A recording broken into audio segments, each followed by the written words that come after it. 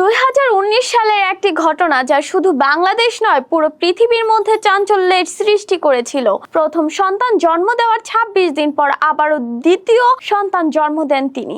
মাত্র 26 দিনের ব্যবধানে 3টি সন্তানের মা হন সে। যশোরের 20 বছর বয়সী গৃহবধূ আরিফা সুলতানা ইতির 2টি জরায়ুতে একই সময় সন্তান ধারণের এই বিরল ঘটনা ঘটে। এই গৃহবধূর 2টি জরায়ু থেকে 3টি সন্তান জন্ম নেয়। এই ঘটনায় চিকিৎসক ও সেবিকারাও বিস্মিত হয়ে যায়। 3টি সন্তানই পুরোপুরি সুস্থ আছে। ফেব্রুয়ারি মাসের শেষের দিকে আরিফার গর্ভধারণজনিত কারণে অসুস্থ হলে তাকে প্রথমে যশোর জেনারেল হাসপাতালে নিয়ে যাওয়া হয়। সেখানে ঘন্টা খানিক থাকার পর আরিফাকে 25শে ফেব্রুয়ারি খুলনা মেডিকেল কলেজ হাসপাতালে নিয়ে যাওয়া হয়। ভোর রাতে পৌঁছানোর পর সেখানে আরিফার নর্মাল ডেলিভারি হয়। এতে একটি ছেলে সন্তানের জন্ম হয়। এর 26 দিন পর আরিফা আবারও অসুস্থ হয়ে পড়লে তাকে যশোর শহরে বেসরকারি হাসপাতালে নিয়ে যাওয়া হয়। প্রথমে ব্যাপারটি কেউই আন্দাজ করতে পারেননি তার কি হয়েছে। পরে সেখানে আবারও তিনি একটি ছেলে ও একটি মেয়ে সন্তানের জন্ম দেয়। প্রতি 2000 জন নারীর মধ্যে আরিফার মতো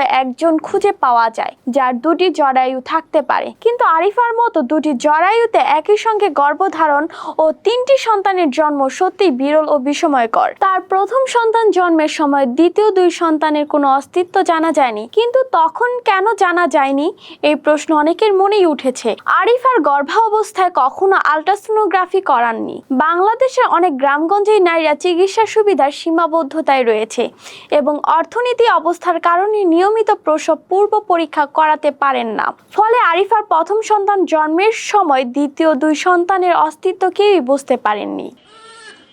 একটা বাচ্চা যে জরায়ুতে ছিল সেটা আগে প্রথম ডেলিভারি হয়েছে 26 দিন আগে। পরবর্তীতে যখন উনি এখানে হাসপাতালে আসছে, প্রথমবার ডেলিভারি করে ওনার অনেক কষ্ট হয়ে গেছে। এই জন্য পরবর্তীতে যে বাচ্চাদের যে 2টো পেটে ছিল টুইন হিসাবে, তখন উনি ওটা নর্মাল ডেলিভারি করতে চাইলে আমরা ওনার বাকি 2টো সিজার করছি। এরকম নিত্য নতুন খবরাখবর পাওয়ার জন্য আমাদের সঙ্গেই থাকবেন। আল্লাহ হাফেজ।